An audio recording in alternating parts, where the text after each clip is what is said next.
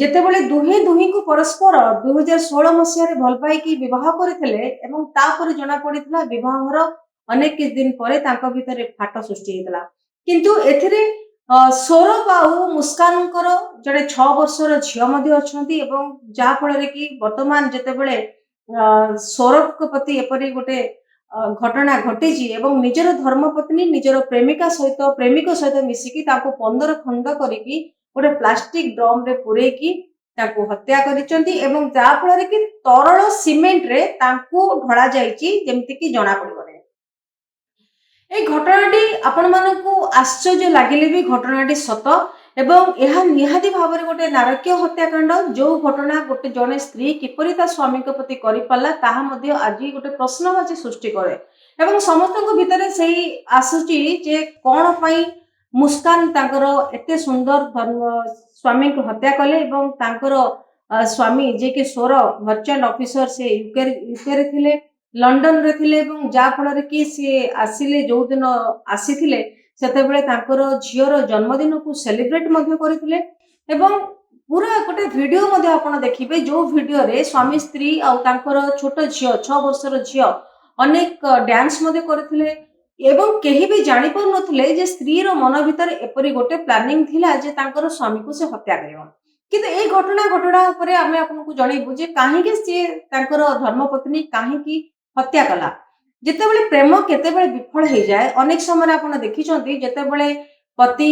ଅନ୍ୟ କାହା ସହିତ ଆଫେୟର୍ସ ଥିବ କିମ୍ବା ପତ୍ନୀଙ୍କର ଅନ୍ୟ କାହା ସହିତ ଆଫେୟର୍ସ ଥିବ ସେତେବେଳେ ଦୁହେଁ ଅଲଗା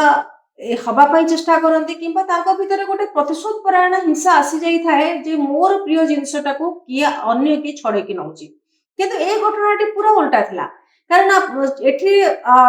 ସୌରଭ ଆଉ ମୁସ୍କାନ ଏ ଦୁହେଁ ଭଲ ପାଇକି ବିବାହ କରୁଥିଲେ। ଆହୁରି ମଧ୍ୟ ମୁସ୍କାନଙ୍କର ନିଜ ବାପା ମା ସବୁଠୁ ବଡ କଥା ହଉଛି ଏଇ ଘଟଣାରେ ମୁସ୍କାନଙ୍କର ନିଜ ବାପା ମା ଯିଏକି ନିଜର ଝିଅକୁ ସମର୍ଥନ କରିନଥିଲେ ସିଏ କହିଥିଲେ ଯେ ତାଙ୍କର ଜ୍ୱାଇଁ ଥିଲା ସୁନାମୁଣ୍ଡା ଏବଂ ତାଙ୍କ ଝିଅ ଏମିତି ପ୍ରି ପ୍ଲାନ କରିକି ତାଙ୍କୁ ମର୍ଡର କରିଥିଲା ଏବଂ ଯାହା ଫଳରେ କି ତାର ସଜା ମଧ୍ୟ ଭୋଗିବା ଦରକାର। ସମାଜରେ ବହୁତ କମ ବାପା ମା ଥାଆନ୍ତି ଯିଏକି ଝିଅର ଦୋଷକୁ ସେମାନେ ଢାଙ୍କିବା ପାଇଁ ଚେଷ୍ଟା କରିଥାନ୍ତି, ନିଜର ପିଲାର ଦୋଷକୁ ସେ ଢାଙ୍କିବା ପାଇଁ ଚେଷ୍ଟା କରିଥାନ୍ତି। କିନ୍ତୁ ଏ କ୍ଷେତ୍ରରେ କାହିଁକି ମୁସ୍କାନଙ୍କର ବାପା ମା ମୁସ୍କାନଙ୍କର ସାଥ ଦେଲେନି, କାହିଁକି ମୁସ୍କାନଙ୍କର ବାପା ମା ମୁସ୍କାନକୁ ସପୋର୍ଟ କଲେନି, ତାର ଅନେକ କିଛି କାରଣ ଅଛି। ତାର ଅନେକ କିଛି କାରଣର ଗୋଟେ କାରଣ ହଉଛି ଏଇଆ ଯେତେବେଳେ 2016 ମସିହାରେ ମୁସ୍କାନ ଆଉ ସୌରଭ ପ୍ରେମ ବିବାହ କରିଥିଲେ ଏବଂ ସୌରଭଙ୍କର ବାପା ମା ମଧ୍ୟ ଏହାକୁ ସମର୍ଥନ କରିନଥିଲେ କିନ୍ତୁ ସୌରଭ କଣ କରିଥିଲେ ନା ମୁସ୍କାନକୁ ଖୁସିରେ ରଖିବା ପାଇଁ ସେ ତାଙ୍କର ବାପା ମା କଥା ନ ଶୁଣିକି ଅନ୍ୟତ୍ର ସେ ଘର ଭଡା ନେଇକି ରହୁଥିଲେ। ଏ କଥା ମଧ୍ୟ ମୁସ୍କାନର ବାପା ମା ମଧ୍ୟ ବାଇଟ୍ ଦେଇଛନ୍ତି ଏବଂ ସେ ମଧ୍ୟ କହିଛନ୍ତି ଯେ ମୁସ୍କାନକୁ ଖୁସିରେ ରଖିବା ପାଇଁ ନିଜର ପିତାମାତାକୁ ନିଜର ଭାଇ ଭଉଣୀକୁ ମଧ୍ୟ ଛାଡି ଦେଇଥିଲେ ସୌରଭ। କିନ୍ତୁ ତାପରେ ଯେତେବେଳେ ଦେଖାଯାଇଥିଲା ସୌରଭ ବାହାରକୁ ପଳେଇଥିଲେ ଏବଂ ଭିତରେ ଗୋଟେ ଗ୍ୟାପ୍ ହେଇଯାଇଥିଲା ଆଉ ଅନ୍ୟ ଗୋଟେ ଯୁବକର ଏଣ୍ଟ୍ରି ହେଇଥିଲା। ଅନ୍ୟ ଗୋଟେ ଯୁବକ ମାନେ ସିଏ ହଉଛନ୍ତି ସାହିଲ। ସେ କୁହାଯାଉଛି ଯେ ରିୟୁନିୟନ ପାର୍ଟିରେ ତାଙ୍କର ଯେତେବେଳେ ସ୍କୁଲରେ କୋଉ କ୍ଲାସରେ ପଢୁଥିଲା ବେଳେ ଦୁଇ ଜଣଙ୍କ ଭିତରେ ସମ୍ପର୍କ ଥିଲା କିନ୍ତୁ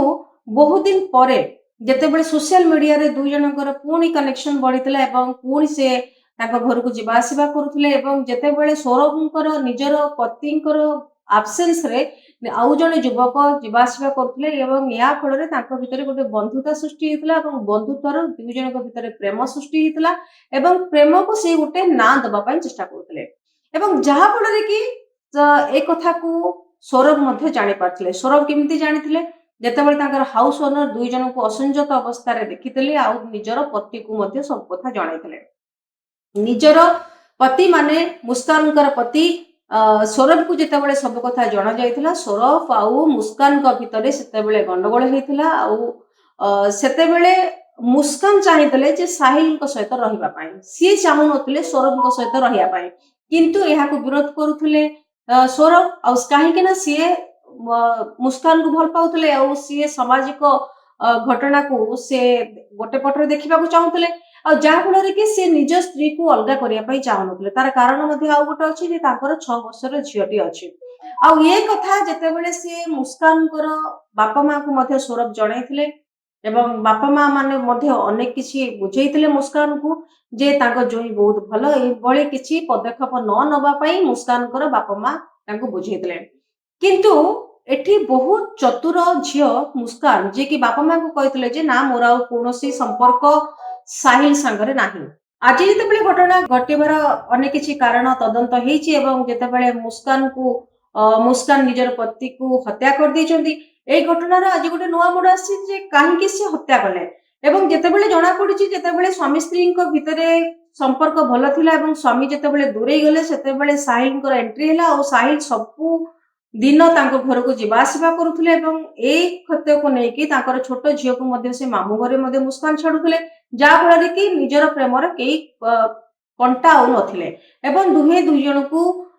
ସବୁଠୁ ବଡ କଥା ହଉଛି କେବଳ ଏଠି ମାନେ ଗୋଟେ ଅବୈଧ ସମ୍ପର୍କ ନଥିଲା, ସେ ନିଶାରେ ବୁଡି ରହୁଥିଲେ ଦୁଇ ଜଣ, ସାହିଲ ଆଉ ମୁସ୍କାନ ଏ ଦୁଇ ଜଣ ଅତ୍ୟଧିକ ପରିମାଣରେ ନିଶା ସେବନ କରୁଥିଲେ ଏବଂ ଯାହା ଫଳରେ କି ତାଙ୍କ ପାଖରେ ଯିଏ ବି ଆସିବ ତାଙ୍କୁ ହତ୍ୟା କରିବା ପାଇଁ କିମ୍ବା ତାଙ୍କୁ ରାସ୍ତାରୁ ଦୂରେଇବା ପାଇଁ ସେ ଚେଷ୍ଟା କରୁଥିଲେ।